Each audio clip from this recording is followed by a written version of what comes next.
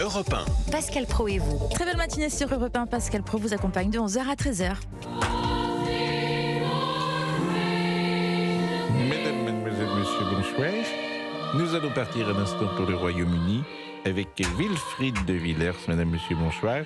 Envoyé spécial d'Europe 1 à Londres, puisque nous avons appris que la princesse Kate Middleton est hospitalisée.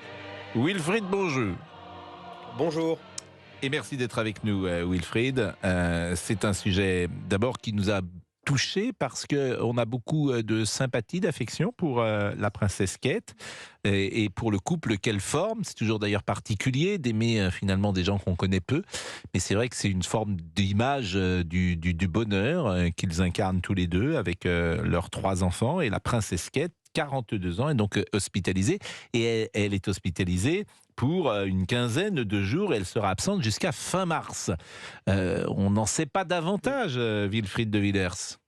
Et maintenant, très peu d'informations en fait sur les raisons exactes de son opération. On sait qu'elle a été opérée au niveau de l'abdomen. Ça, c'est ce qu'a dit le palais de Kensington. C'est la résidence du couple princier, donc dans un communiqué hier. Mais pour les raisons exactes de cette opération, il n'y a pas plus d'informations dans ce communiqué. Donc toute la presse, ce matin, se pose un peu cette question-là. On se demande qu'est-ce qui est arrivé, qu'est-ce qui arrive à la princesse. Et puis on voit ici que c'est vraiment un sujet qui touche les gens, surtout. On se le dit, les personnes un peu plus âgées, j'ai parlé à des jeunes qui étaient un peu plus détachés de la famille royale, mais pour les personnes un peu plus âgées, elles sont vraiment très concernées parce qu'elles suivent de près l'actualité qui entoure la famille royale, et puis c'est aussi tout un symbole. Et donc, vous le disiez, Pascal, c'est 10 à 14 jours d'hospitalisation après cette opération qui a eu lieu mardi, mais la convalescence, elle va être beaucoup plus longue, c'est-à-dire que Kate Middleton, elle va rentrer au palais de Kensington, et puis après il y aura encore presque 2 mois de convalescence pour elle. Ça, c'est ce qu'a aussi annoncé le palais de Kensington. Donc elle est sans obligation publique. Elle ne fera pas d'apparition publique normalement avant Pâques, donc c'est avant la fin mars.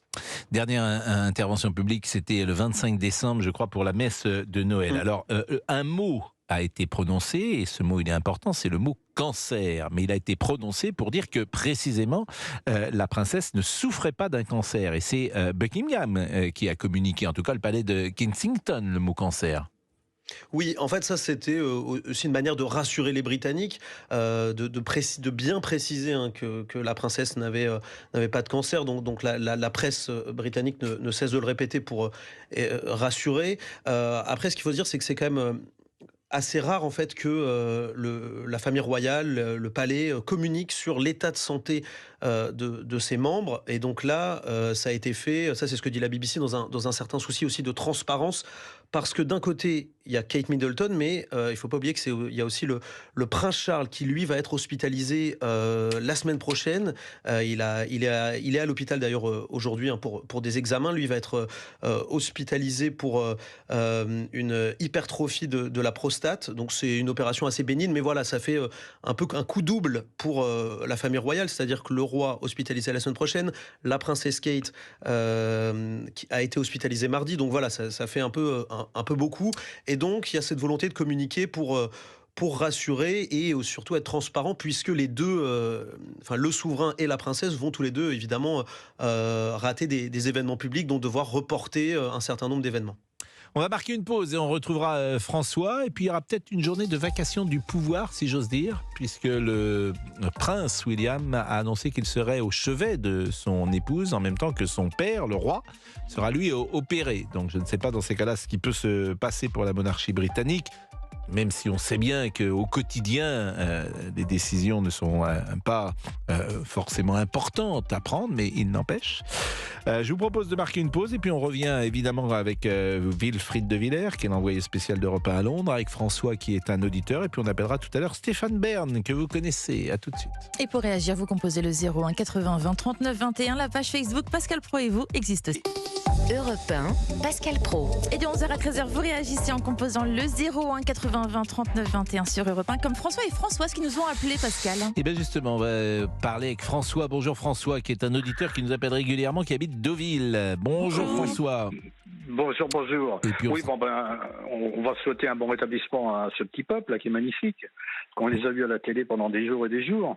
Donc, c'est-à-dire que ils auront des soins qui sont sans doute mieux que moi si un jour je tombe malade. Pas Mais sûr. j'ai rien contre, hein. Pas sûr. J'ai Pas rien sûr, contre, ça. mais enfin, Pas vous sûr. croyez. Ah, pas sûr, pas sûr. Je vous assure, pas sûr. Bon, donc c'est des gens qui ont vécu sous le feu du contribuable toute leur vie. C'est pas des gens malheureux, mais ce qu'on voudrait, c'est qu'on les a pas tous les jours, comme on a vu la couronne, quoi. Ils sont pas trop à plaindre, ces gens-là, hein. C'est-à-dire, ils ont été exonérés d'impôts toute leur vie, ils vivent dans la dorure, aux frais du contribuable. C'est pas des gens que je vais plaindre, mais je leur souhaite un bon Ça s'appelle bon la rétablissement, hein. monarchie. Ça s'appelle la monarchie. Oui, mais c'est vous avez démodé. d'abord, vous avez le droit de ne pas être attaché au C'est symbole. démodé. Mais ça, vous avez le droit aussi de penser cela, par définition. Et peut-être que vous n'avez pas forcément raison.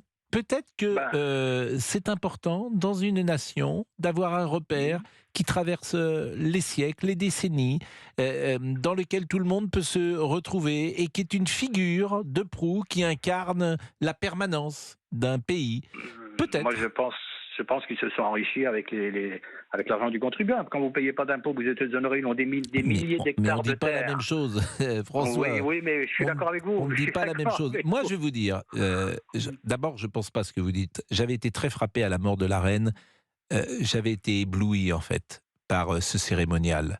J'avais été ébloui par la permanence de l'Occident. C'est l'Occident qui parle au monde et qui montre ses rites, qui montre son histoire et qui fait que tous ensemble, on peut se sentir justement européens, occidentaux et traverser avec des rites que je trouve extrêmement sophistiqués. Mais ce n'est que mon avis. Moi, je comprends que vous puissiez penser en disant, ce monde est mort.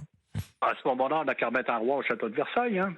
Mais, on va essayer de contrer, mais hein. vous savez qu'il est possible que les soucis identitaires que nous traversons sont peut-être liés effectivement à dans notre histoire, cette révolution française qui a évidemment beaucoup d'avantages, égalité, liberté, égalité, fraternité, mais qui peut-être nous a privés de quelque chose qu'avait voulu rétablir d'ailleurs De Gaulle avec cette 5e République. C'est un monarque républicain, la 5e République. C'est la synthèse peut-être de 1000 ans d'histoire.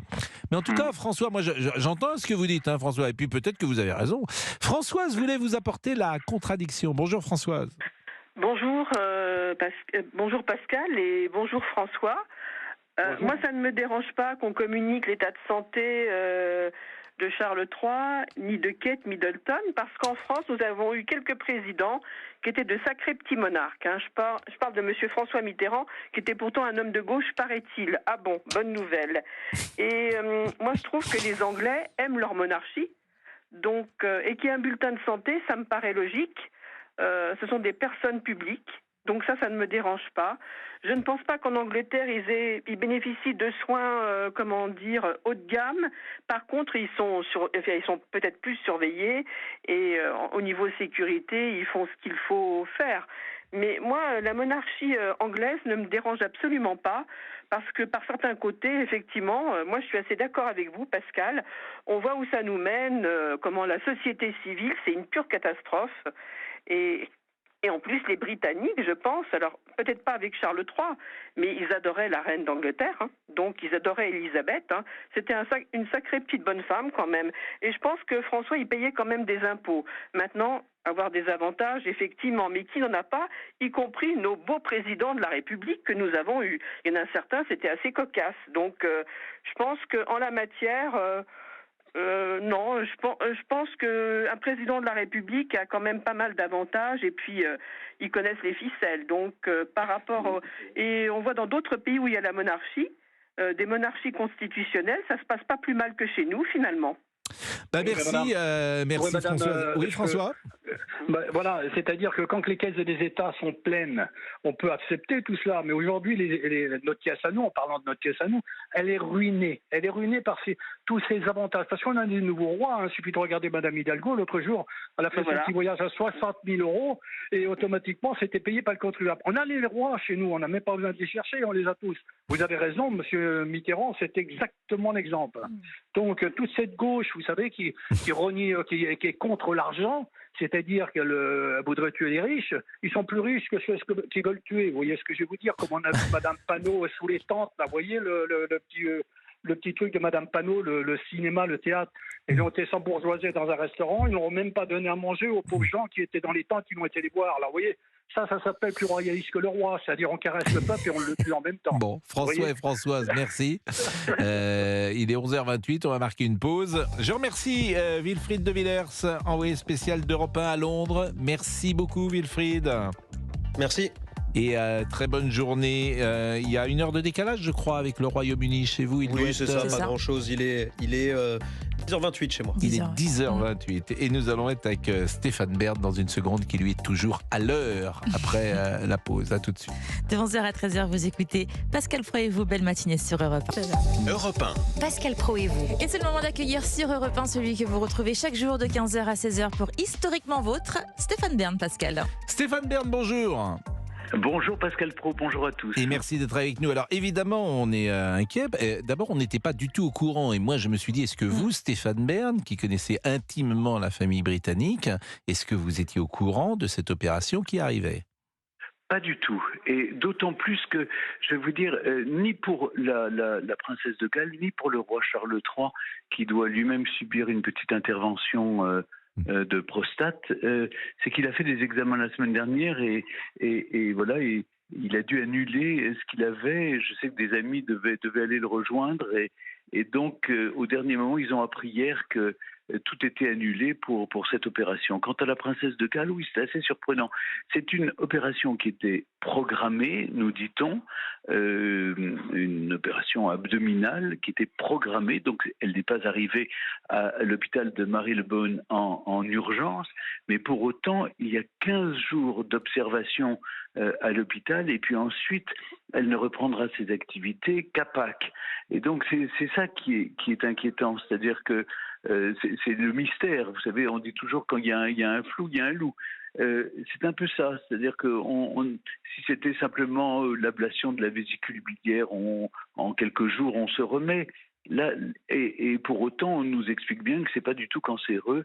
C'est simplement une opération qui était prévue. Donc voilà, on est tous dans l'expectative, mais on s'y attendait pas du tout. Les Britanniques sont un peu inquiets. D'abord parce que ça fait, si vous voulez, deux informations sur à la fois le souverain et sur l'héritière, enfin l'épouse de l'héritier, qui lui-même a dit qu'il allait, pour s'occuper des enfants, annuler tous ses engagements jusqu'à Pâques en même temps que son épouse. Donc ça fait, il y a plus grand monde sur le pont, si vous voyez ce que je veux dire. Oui, puis il y a peut-être un problème de vacation du pouvoir, si j'ai bien compris, la semaine prochaine, parce que le jour où le roi Charles sera opéré, il semblerait que William soit au chevet de son épouse. Donc s'il se passe quelque chose, je ne connais pas le protocole. Alors, en fait, le roi ne sera pas sous anesthésie général, donc de toute façon le prince de Galles reste le régent s'il se passe quoi que ce soit, s'il y a besoin de sa signature, mais le roi a dit qu'il continuerait à exercer le pouvoir. C'est simplement une petite opération. Enfin, comme le dit le communiqué de Buckingham avec beaucoup de philosophie, des milliers d'hommes connaissent ce genre d'opération. Donc c'est quelque chose de bénin et tout à fait habituel. Voilà, quand on passe un certain âge, le roi a 75 ans. Stéphane Bern est avec nous. Vous pouvez l'entendre l'après-midi, bien sûr, sur Europe 1 à 15h. Et il est avec nous pour parler de Kate Middleton, qui était particulièrement aimée de la reine Elisabeth II. C'est un travail difficile qu'elle fait et elle a réussi avec beaucoup de discipline. Je ne suis pas sûr que tout le monde ait envie d'avoir la vie de Kate Middleton parce que c'est beaucoup de contraintes, disons-le. Il y a aussi sans doute quelques avantages. Pascal. Elle l'a choisi, sans doute. Elle a choisi cette vie. Mais disons qu'il y a beaucoup d'affection autour d'elle. Je pense que les Britanniques aiment beaucoup cette image très classe, très souriante. Moderne en même temps très aussi. Moderne également, de cette encore jeune femme qui est la future reine du royaume. Vous savez comment on l'appelle ? On l'appelle Mrs. Perfect, Madame Parfaite. Ah oui. D'abord parce que on a l'impression qu'elle fait ce job, qui est un job de contrainte quand même. Vous passez votre temps à être photographié, à rencontrer des gens que vous n'avez pas forcément envie de rencontrer, et des gens qui vous racontent leur vie, qui vous embrassent, vous postillonnent au visage, etc. Mais elle a choisi, elle a décidé de l'assumer pleinement et elle le fait avec un plaisir immense et avec beaucoup dévouement, je dois dire. Et donc, elle a cette image, évidemment, de la princesse de Galles parfaite. En plus, elle a épousé le fils de Diana, donc il y a cette aura autour de William. Et donc, elle est très aimée des Britanniques. Les Britanniques, ce matin, sont très inquiets. Je lisais les gros titres de la presse. Évidemment, on oublie toutes les récriminations contre les uns les autres. Même le Premier ministre et ses difficultés politiques passent à l'as, si je puis dire, parce que tout le royaume est au chevet de la famille royale souffrante. Si vous voulez, ce qui a choqué les gens, c'est les deux communiqués pratiquement concomitants entre celui de Buckingham et celui de Kensington, entre la prostate du roi, si je puis dire, et puis l'opération abdominale de la princesse de Galles. Donc les gens sont immédiatement inquiétés en disant mais on ne peut pas penser que ces personnages qu'on voit partout dans la presse, qui sont à la télévision tous les jours, qu'ils sont de simples mortels et qu'eux aussi peuvent avoir des ennuis de santé. Vous voyez, c'est la différence. Ce sont des figures emblématiques qui sont presque irréelles d'une certaine manière et tout d'un coup, ils redeviennent dans leurs conditions de simples humains comme vous et moi, ils peuvent avoir des ennuis. Ah non, n'allons pas jusque-là quand même, cher Stéphane. Ils sont comme vous et moi, je vous assure. Le premier trône, vous le connaissez, sur lequel il s'assoit le matin. Bon, dernière chose, parce qu'on était tout à l'heure avec Wilfried de Villers, et ça c'est une question quand même intéressante. Vous avez dit tout le royaume est au chevet. Est-ce qu'il n'y a pas de fracture générationnelle? Est-ce que vous pensez que les jeunes de 15 ans, 20 ans, 25 ans aujourd'hui vont avoir le même rapport que leurs parents, leurs grands-parents pouvaient avoir avec la famille royale? Vous avez raison. J'ai discuté lors de la visite d'État avec du roi en France. J'ai discuté avec son directeur de communication et son directeur du service de presse, qui m'expliquait que au fond il y a un gap, une sorte de hiatus qui s'est formé, un fossé, parce qu'il nous manque une génération, me disait-il. C'est-à-dire que les personnes plus âgées, évidemment, ont le roi. Les personnes de la génération des quadras, eh bien, ils ont William et Kate. Et c'est la jeune génération qui n'arrive pas à s'identifier dans ces enfants qui ont 12, 13 ans, vous voyez. Donc, évidemment, il y a un déficit d'image et un déficit d'affection auprès des jeunes de 20 ans, 20, 25 ans. Et donc, il faut attendre, il faut passer le cap et attendre que Georges, Charlotte et Louis atteignent l'âge de l'adolescence et qu'ils aient 20 ans pour rattraper ce retard. Oui, il y a effectivement cette problématique. Eh ben, je vous remercie grandement, cher Stéphane. Vous êtes notre roi ou notre prince, je ne sais comment dire. Non, je n'ai pas cette prétention, rassurez-vous. Je vous souhaite la belle année. Je vous souhaite la belle année. Je l'ai commencé avec vous, figurez-vous, parce que le 31 décembre, je vous voyais dans le froid sur France Télévisions. Je me dis, mais ce garçon travaille tout le temps. Vous étiez même en direct.